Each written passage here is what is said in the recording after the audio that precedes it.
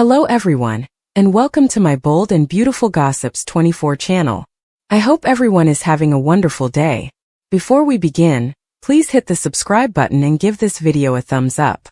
The tension inside the hospital corridor had been simmering all morning, but no one, absolutely no one, was prepared for the moment everything shattered at once, the moment a truth so explosive detonated right in front of them that even the walls of the maternity wing seemed to tremble under the weight of it.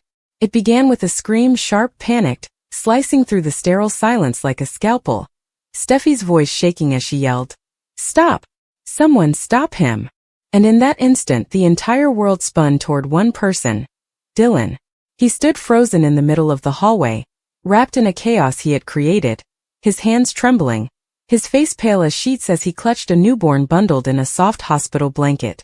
Every nurse, every doctor, every wandering family member seemed to stand suspended in time as the horrifying truth began to dawn.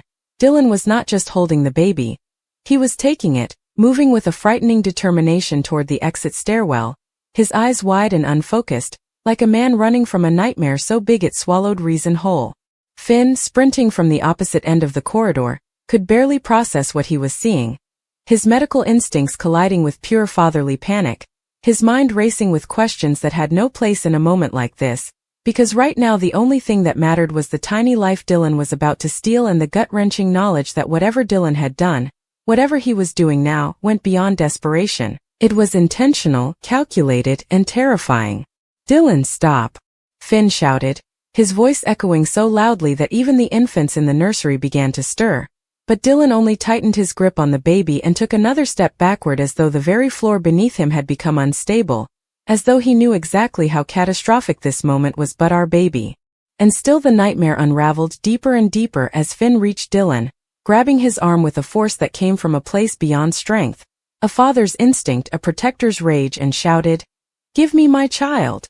But Dylan's face twisted into something unrecognizable, a blend of heartbreak and hysteria. And he screamed back, "You don't understand. This is the only way. She was never supposed to be yours." That sentence alone detonated another bomb in the already crumbling room, because hidden inside those frantic words was a secret, a confession, a revelation no one had seen coming.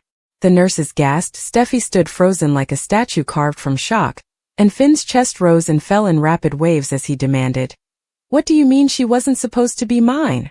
But Dylan was spiraling, his breath shallow, his hands shaking around the baby who whimpered from the chaos swirling around her. He tried to pull back again, but Finn steadied him, gripping his wrist with the precision of a man who had saved countless lives but now felt utterly ill-equipped to face the unraveling of his own. "Tell me what you did," Finn said through clenched teeth, his voice breaking as the reality of betrayal seeped through every word. Dylan sobbed, the dam of secrets breaking open. They told me she deserved a different life. They told me the Forresters didn't deserve her. They made me think I had to fix everything, that I had to make it right." His words were jumbled, frantic, weighted with a cult-like loyalty to someone unseen, someone manipulative, someone who had clearly twisted his mind into believing that swapping infants, stealing a newborn from her rightful. As Finn grappled with the horror of what Dylan had confessed, Steffi stumbled forward, her tears streaming, her voice trembling as she cried, "Where is my baby, Dylan? Where is my real child? What have you done with him?" The hallway erupted again, nurses scrambling, doctors calling for security, alarms beeping as someone hit the emergency lockdown button. Doors sealed automatically, trapping everyone inside the emotional hurricane that Dylan had unleashed. Finn tried to keep his voice calm, steady, authoritative, despite the terror clawing at his insides. "Dylan, listen to me. You're not walking out of here with that baby. Tell us where the other child is. Now." But Dylan's panic surged, his eyes darting around the lockdown corridor as if searching for an escape route that no longer existed. "You don't understand," he repeated, each word cracking under pressure. "I didn't want to hurt anyone. I was trying to save her." Finn, breathing heavily, forced himself to stay grounded, even as Steffi collapsed to her knees behind him, her sobs echoing through the hall like a broken lullaby. He stepped closer, lowering his voice to a soft, authoritative calm. "You're not saving anyone, Dylan. You're tearing families apart. This ends now." The baby whimpered again, and Finn's chest constricted with a father's agony. He reached out his arms slowly, gently, hands steady despite the tremor in his soul. Dylan hesitated, his body shaking like a man caught between two realities, the truth he knew and the lie he had been living. Finally, through clenched teeth and wild eyes, he blurted out the truth that ripped the ground out from beneath Finn's feet. "Your baby, she's gone. Someone else has her now." And the air left the room. Steffy let out a raw, guttural wail, curling into herself, the weight of those words shattering whatever remained of her composure. Finn froze, a numbness flooding his limbs, his mind screaming in disbelief, in rage, in despair. "Gone," he whispered, the word barely audible. "Where?" Dylan shook his head, tears spilling now, his resolve breaking as he finally allowed the truth to swallow him whole. I can't tell you," he muttered. "If I do, they'll come after me. They'll come after all of us." That was the moment Finn snapped, not with violence, but with a doctor's brutal clarity, a father's unstoppable will. He lunged forward, securing the baby safely in his arms at last, pulling her close to his chest as though shielding her from the darkness Dylan had unleashed. The relief of feeling her tiny breaths against his skin lasted only a second before the devastation of the missing child flooded back in. Security finally arrived, tackling Dylan to the floor, handcuffing him as he screamed incoherently about destiny, about promises made, about a child who was never meant to belong to the Forresters. The entire corridor pulsed with panic, grief, and unanswered questions as Finn handed the baby to a nurse and rushed to Steffy, pulling her into his arms while she sobbed into his chest. He pressed his forehead to hers, whispering, "We'll find our baby. Promise you. I won't stop until I bring our child home." But the nightmare was far from over. Dylan, still pinned to the ground, continued spouting fragments of disturbing truths, names he refused to fully utter, cryptic warnings, references to someone he called her, someone powerful enough that even in handcuffs he feared retaliation. Finn, overwhelmed and trembling, demanded answers again, but Dylan only stared at him with haunted eyes, whispering, "You'll never understand. You were never supposed to keep that child. She has a different destiny." And with those words, the entire room fell into a heavy, suffocating silence. Steffy clung to Finn, whispers of worry and heartbreak escaping between sobs as Finn's mind raced through every possibility, every enemy, every threat lurking in their past. Sheila, Lee, Poppy, strangers, old rivals, new shadows. The idea that someone orchestrated this, not in the heat of the moment but strategically, cruelly, shook him to the core. The thought that their real baby, their flesh and blood, could be out there in the hands of someone dangerous, someone unhinged enough to manipulate Dylan into swapping infants, sent a cold rage through him that settled deep into his bones. And so the storm continued, spiraling into chaos as detectives arrived, demanding statements from Steffy and Finn while nurses comforted the remaining infant, now confirmed not to be theirs, crying softly under the harsh fluorescent lights. Finn felt himself drifting through waves of disbelief and fury, torn between tending to the frantic medical staff, comforting Steffy, and wanting to rip the truth out of Dylan with his bare hands. The detectives questioned Dylan, who remained shockingly calm now, almost eerily so, as though once the baby was out of his arms, the weight of his actions no longer belonged to him. He repeated the same cryptic warnings, the same fragmented confessions, refusing to name the person behind the plan, only insisting that the real baby was where she needed to be. Steffy's sobs grew softer but deeper, her voice hoarse from crying as she whispered, "Why us? Why our baby?" Finn held her close, stroking her hair, fighting to keep himself from unraveling. "Because someone wanted to hurt us," he said quietly. "But they underestimated us. We will get our child back." Hours stretched like years, the hospital transforming from a place of healing to a war zone of unanswered questions and shattered trust. The detectives tried piecing together Dylan's story, but every clue only opened new wounds, new fears. Security footage revealed Dylan sneaking into the nursery earlier that morning, swapping wristbands, and holding two infants at different times, confirming Steffy's horrifying suspicion that he had indeed executed the baby swap before being caught. But the footage didn't show where he had placed the real baby afterward. That part had been orchestrated too carefully, too precisely. The detectives speculated he had an accomplice, someone who walked out unnoticed with the newborn. A nurse mentioned seeing a woman in scrubs that didn't match their hospital colors, carrying a covered bassinet, but she had assumed it was routine patient transfer. Now that detail became a critical piece of a puzzle that no one was prepared to solve. The idea that a child, their child, had been handed off to a stranger sent Steffy into another spiral of panic. And through it all, Finn's mind raged against the truth, desperate to cling to hope.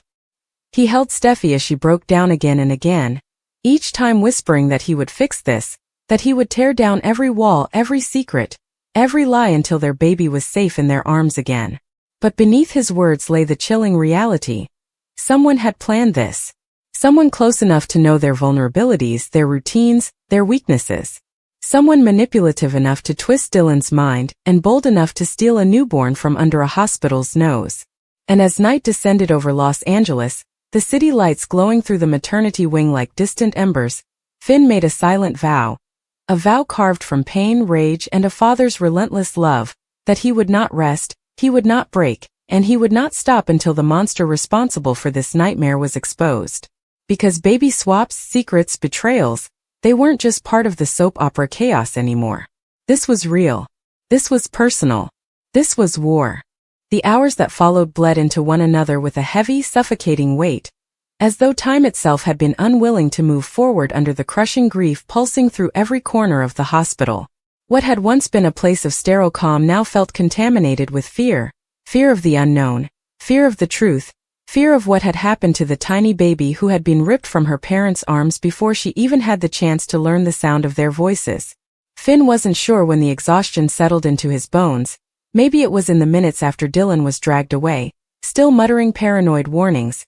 Maybe it was when Steffy collapsed in the waiting room, whispering prayers to any force that would listen. Maybe it was when he overheard the detectives quietly discussing the possibility that the accomplice had left the hospital hours ago, making the first precious window for rescue slip through their fingers like sand.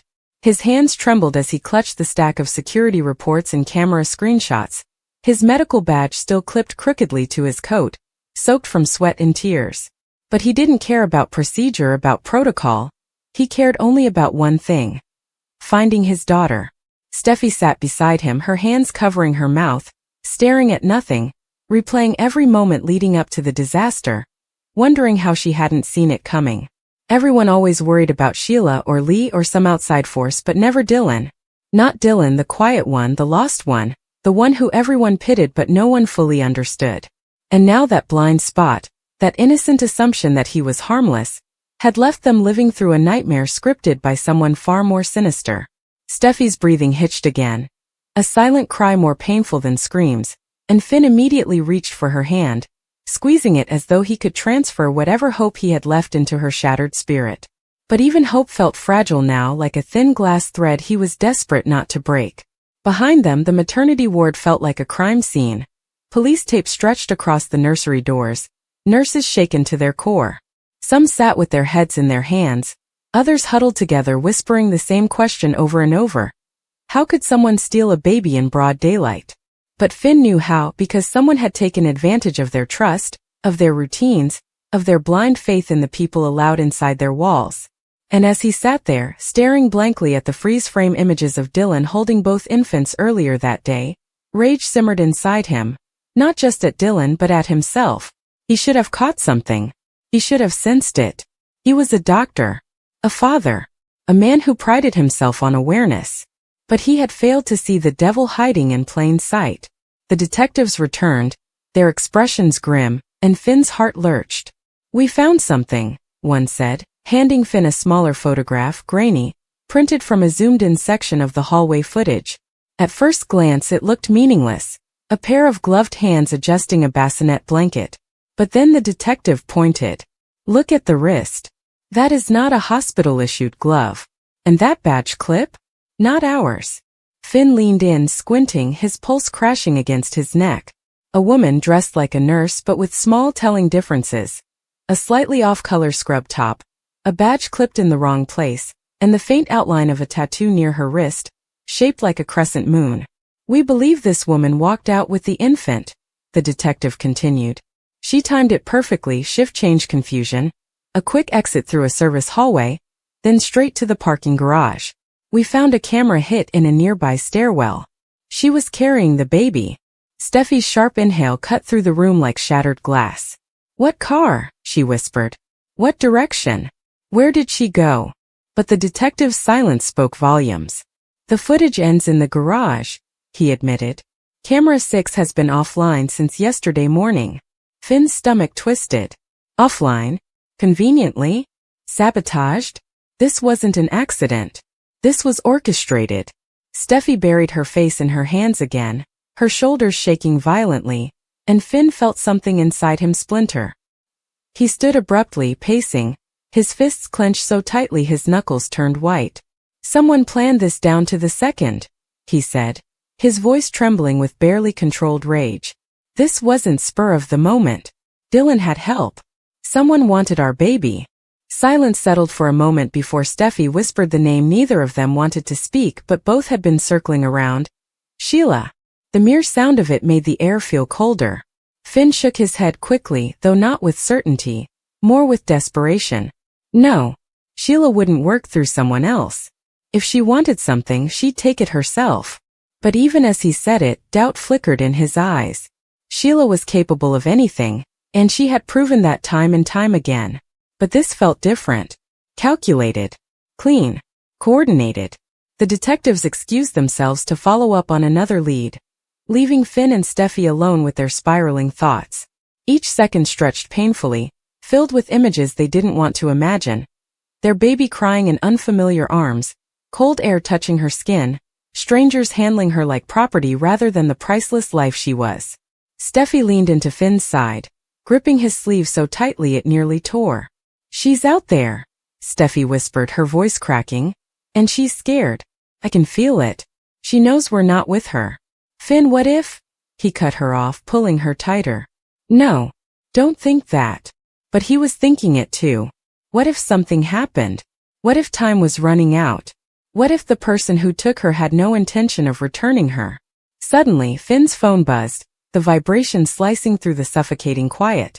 He snatched it up, expecting the detectives, but instead saw a name he didn't anticipate. Lee. His adoptive mother. His former mentor. His complicated, wounded past wrapped in one name. He exchanged a nervous glance with Steffy before answering. Lee.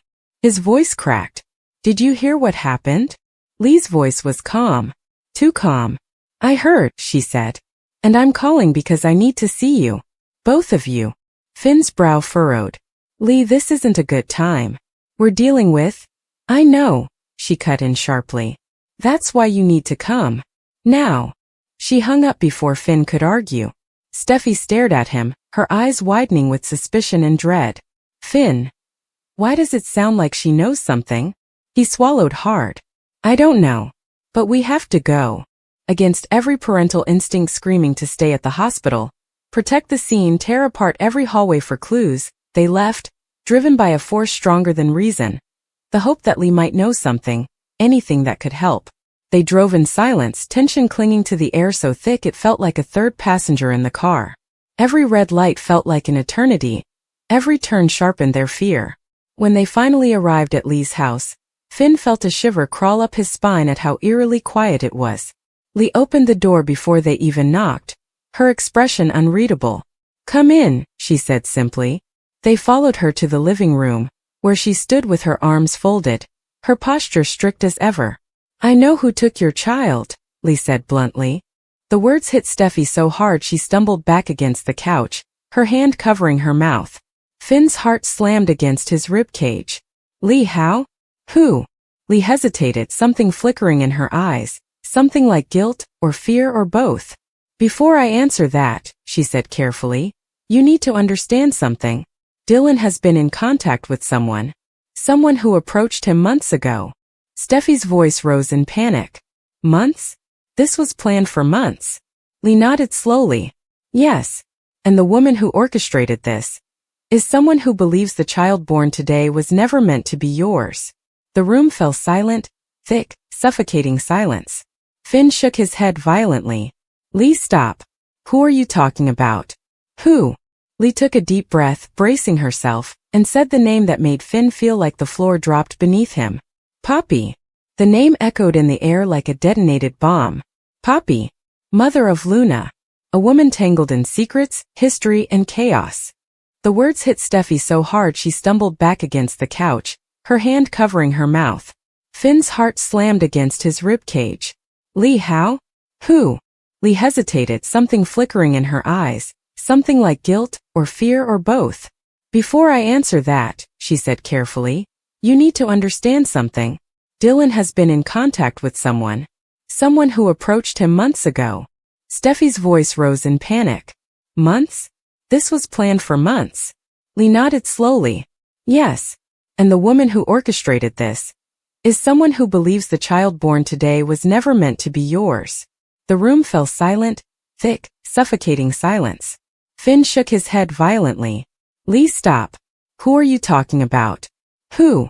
Lee took a deep breath, bracing herself, and said the name that made Finn feel like the floor dropped beneath him. Poppy. The name echoed in the air like a detonated bomb. Poppy. Mother of Luna. A woman tangled in secrets, history, and chaos.